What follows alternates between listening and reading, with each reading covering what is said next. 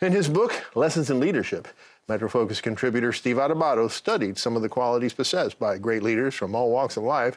So who better to ask to grade how the president is measuring up so far? Steve Adubato joins me now. Steve, welcome to Metrofocus. Great to see you, partner. So let's start with his campaign promises. How would you rate Trump's leadership skills as they relate to keeping his promises? Well, first of all, Raf, I always try to talk about leadership and the success of a political person, less on ideological and political factors and more on, are you doing what you said you would do as a leader? Because that's what we do. Sure. You have a goal, you have to get there, you have to get the team to get there as well. Make America great again. I don't even know how to grasp that. I don't really know how to measure that, but I will say this.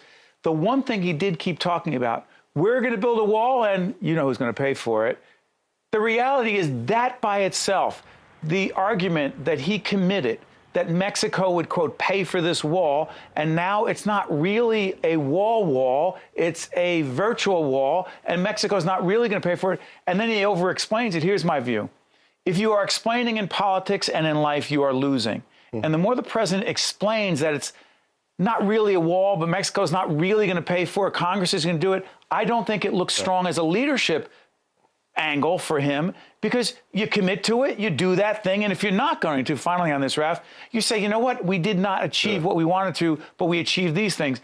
He, because he over-exaggerates, everything got done the way he wanted. Okay, so that was a big promise, probably the biggest promise, and he hasn't fulfilled it so far. He's got 3 years to go, maybe. Okay, maybe not. But listen, he made other promises. For example, he said that he was going to name a Supreme Court justice in the mold of... That's right. Yeah, in the mold of Scalia, and he did it. He said he was going to pass a profound and important tax reform.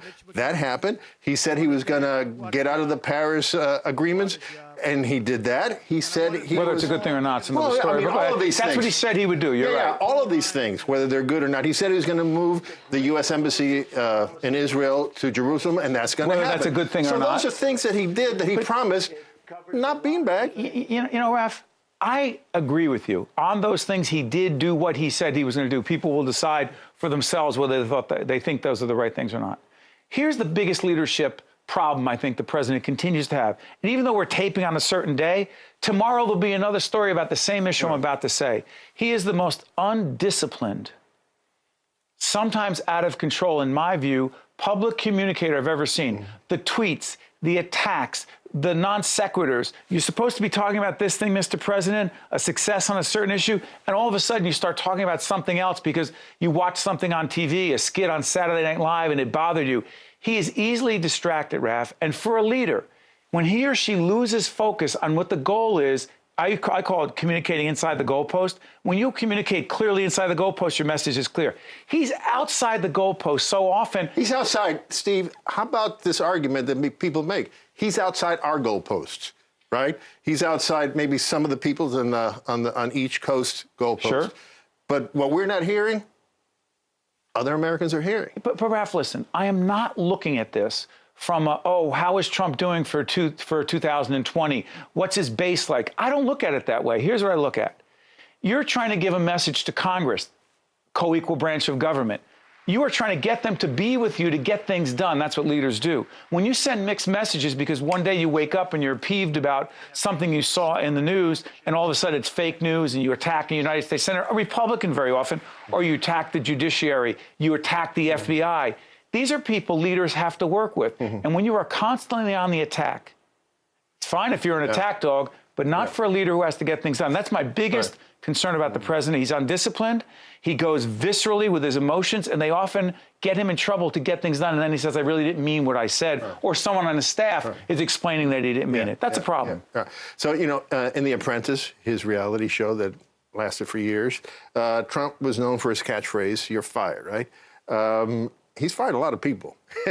Or he has asked others to fire them. I mean, he's got a lot of people in the White House, top-level people. Let me see if I can... Mike Flynn. You have a list that long? Well, no, only some of them. Mike Flynn, Reince Priebus, Sean Spicer, Steve Bannon, Anthony Scaramucci, Omarosa, among others. What does this say about his leadership ability? Look, I've never been inside the White House. I run a small production company connected to public broadcasting. I talk to a lot of CEOs. I'll say this. You measure a leader by the people he or she surrounds himself around. My sense is a disproportionate number of those people were not prepared for the roles that they were in. The president, in my view, has struggled to figure out who needs to be in those roles and what skills they need to have. The one criteria that he seems to always look for is loyalty to me personally. I get that on a human level, Raf. What I don't get is the fact that sometimes those people, even if they don't love you and don't tell you how great you are, they're the right people for that role. I don't think the president's very good at that. And I think as soon as those people push back and great leaders need to have negative feedback or criticism, I think he sees those people as disloyal and they've got to go. The problem with that is it creates chaos on a regular basis. Yeah. Now, the president of the United States, whether it's Trump or someone else, has been not just the leader of the United States, but the leader of the world, arguably. But I think that's been the case, right? The free world.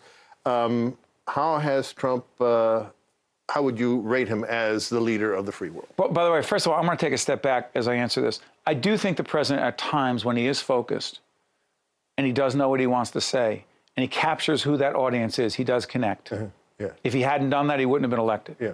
On the world stage, and we're doing this on the heels of, it's after Davos, I think what he struggles with is he says one thing that's some people call nativist, so pro-American. I'm pro-American too.